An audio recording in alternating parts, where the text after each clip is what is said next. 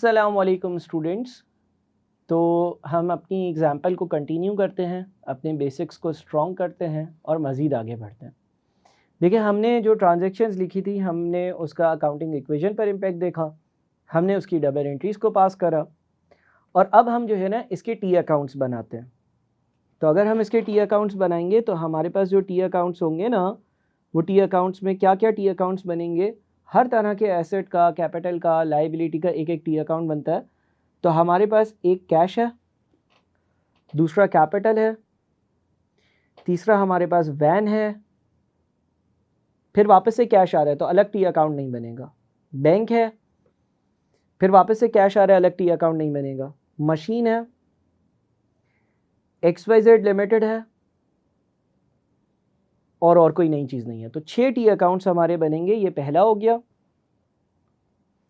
इसके बाद हमारे पास ये दूसरा हो गया, ये हमारे पास तीसरा हो गया, ये हमारे पास चौथा हो गया, ये हमारे पास पांचवा हो गया, ये हमारे पास छठा हो गया। 6 टी अकाउंट्स हमारे पास हो गए। ठीक है, सबसे पहले हम पहली ट्रांजैक्शन पर जाएं तो हमें कैश का अकाउंट जो है उसकी ज़रूरत है और कैपिटल का जो अकाउंट है ना उसकी ज़रूरत है। अच्छा जी, पहली ट्रांजैक्शन में क्या हो रहा था कि बिजनेस में 10,000 कैश आया था। तो कैश डेबिट हुआ, कैश एसेट है, एसेट इंक्रीज होता है तो डेबिट होता है, और ओनर खुद वो पैसे लेकर आया था तो कैपिटल क्रेडिट हुआ था। कैपिटल अगर इंक्रीज होता है तो हम क्रेडिट करते हैं। तो पहली जो ट्रांजैक्शन है उसमें कैश जो है, कैश उसके नीचे देखिए ये अकाउंट की डेबिट और ये क्रेडिट साइड होती है। ये डेबिट साइड होती है, ये क्रेडिट साइड होती है, ये डेबिट साइड होती है, ये क्रेडिट साइड होती है। इसी तरह से ये वाली डेबिट साइड होती है, ये क्रेडिट साइड होती है, ये डेबिट साइड होती है, ये क्रेडिट साइड होती है, ये डेबिट साइड होती है, ये क्रेडिट साइड होती है। ठीक है, अगर हम पहली ट्रांजैक्शन की बात कर रहे हैं तो बिजनेस में जो है ना वो कैश इंक्रीज हुआ है, कैश एसेट है, एसेट इंक्रीज होगा तो डेबिट होगा। तो हम यहाँ पर कैश के नीचे लिखेंगे कैपिटल और यहाँ पर अमाउंट लिख देंगे 10,000। यानी कि कैश बिजनेस में अगर इंक्रीज हो रहा है तो कैश का जो टी अकाउंट है उसमें डेबिट के नीचे हम 10,000 लिखेंगे क्योंकि कैश इंक्रीज हो रहा है। सर कैपिटल क्यों लिखेंगे? हम ये लिखेंगे कि कौन सा दूसरा अकाउंट है कि जिसको क्रेडिट किया जा रहा है। देखिए कैश तो डेबिट हो रहा है, पहली ट्रांजैक्शन में कैश डेबिट हो रहा है और कैपिटल का अकाउंट क्रेडिट हो रहा है। तो कैश के अकाउंट में हम 10,000 डेबिट साइड पर लिखेंगे और साथ में हम रेफरेंस देंगे कि कौन सा दूसरा अकाउंट उसी वक्त में क्रेडिट कर रहा हूं। और जो कैपिटल का अकाउंट है, इस कैपिटल के अकाउंट में यहां पर कैश लिखा हुआ आएगा और 10,000 लिखा हुआ आएगा। ये आपकी पहली ट्रांजैक्शन की रिकॉर्डिंग है। यानी कि आपने कैश का अकाउंट किया डेबिट और साथ में लिख दिया कैपिटल, कैपिटल का अकाउंट किया क्रेडिट और साथ में आपने लिख दिया कैश।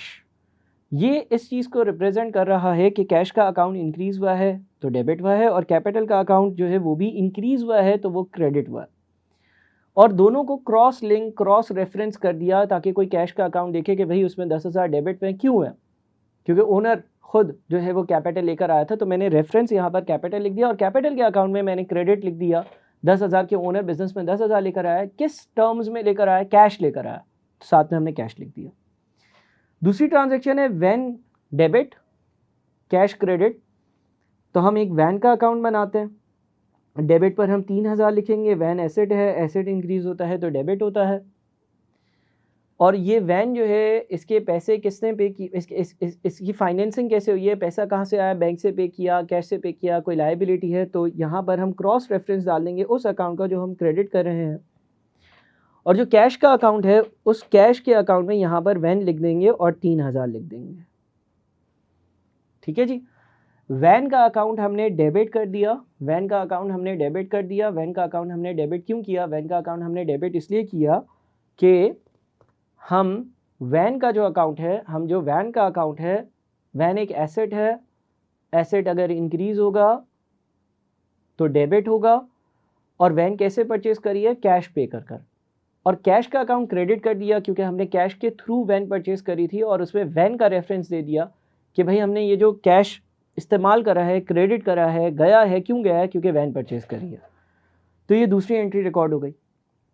तीसरा है बैंक अकाउंट डेबिट, 1000 रुपये बैंक में जमा करवाया और कैश का अकाउंट क्रेडिट। तो अब हम बैंक का अकाउंट बनाते हैं और इधर हम डेबिट पर 1000 लिखेंगे। कहाँ से आए ये 1000 रुपये? कैश। बैंक अकाउंट डेबिट किया, कहाँ से आए? कैश के जरिए। कैश का अकाउंट क्रेडिट करेंगे 1000 रुपये से और साथ में लिख देंगे बैंक। बैंक क्यों लिखेंगे?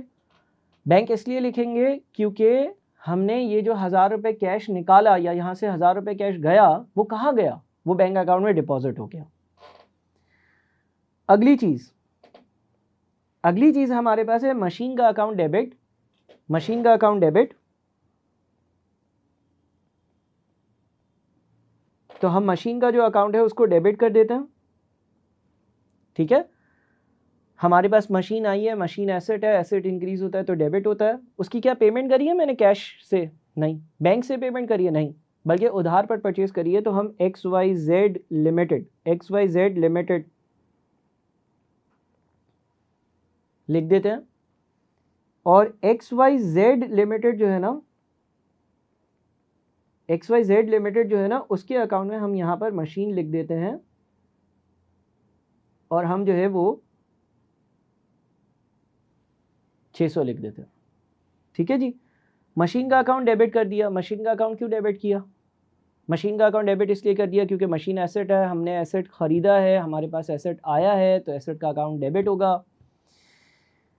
और हमने उस एसेट की पेमेंट नहीं करी बल्कि किसी से हमने उधार पर परचेज किया। उस कंपनी का नाम है XYZ लिमिटेड। XYZ लिमिटेड मेरी लायबिलिटी है, लायबिलिटी इंक्रीज होती है तो क्रेडिट होती है, तो लायबिलिटी का अकाउंट मैंने क्रेडिट कर दिया। साथ में मैंने मशीन लिख दिया ताकि मुझे पता चले कि कौन सा अकाउंट इसके ज़रिए डेबिट हुआ है, या मैंने ये जो लायबिलिटी आई 600 की, आखिर ये क्यों आई? इसलिए आई क्योंकि मैंने मशीन परचेज करी। फिर XYZ लिमिटेड डेबिट हो रहा है 200 और बैंक क्रेडिट हो रहा है 200, यानी कि मैंने बैंक से XYZ लिमिटेड को 200 रुपये पे करे हैं। बैंक से मैंने XYZ लिमिटेड को अगर 200 रुपये पे करे हैं, बैंक से अगर मैंने XYZ लिमिटेड को 200 रुपये पे करे हैं, तो हम यहाँ पर ये जो बैंक का अकाउंट है ना, बैंक का अकाउंट है, इससे पेमेंट हो रही है, ये क्रेडिट हो रहा है और XYZ लिमिटेड को पेमेंट हो रही है, यानी कि मेरी एक लायबिलिटी कम हो रही है। तो मैं यहाँ पे लिखूँगा बैंक, साथ में लिखूँगा 200 और जो बैंक का अकाउंट है ना उसमें यहाँ पे लिख दूंगा XYZ लिमिटेड और यहाँ पे लिख दूंगा 200। हो ये रहा है कि जो 600 रुपये का मेरा उधार था उसमें से मैं 200 रुपये का उधार वापस कर रहा हूँ, बैंक से पेमेंट कर रहा हूँ, तो बैंक से पैसे जा रहे हैं, बैंक एसेट है, एसेट डिक्रीज़ होगा तो क्रेडिट होगा, तो मैंने बैंक अकाउंट को कर दिया क्रेडिट। और मैंने XYZ लिमिटेड को डेबिट इसलिए किया, XYZ लिमिटेड लायबिलिटी है, लायबिलिटी कम होती है तो वो डेबिट होती है, तो मैंने उसको कर दिया डेबिट। अब ये मैंने जो है वो 6 टी अकाउंट्स आपके सामने बनाए हैं इस ही सवाल की कंटिन्यूएशन में। यहाँ तक भी आप अच्छे से चीज़ें नोट करें, समझें कि किस तरह से कहाँ पर कौन सी चीज़ डेबिट और कौन सी चीज़ क्रेडिट करी जाती है, और फिर हम मज़ीद आगे बढ़ते हैं। Thank you.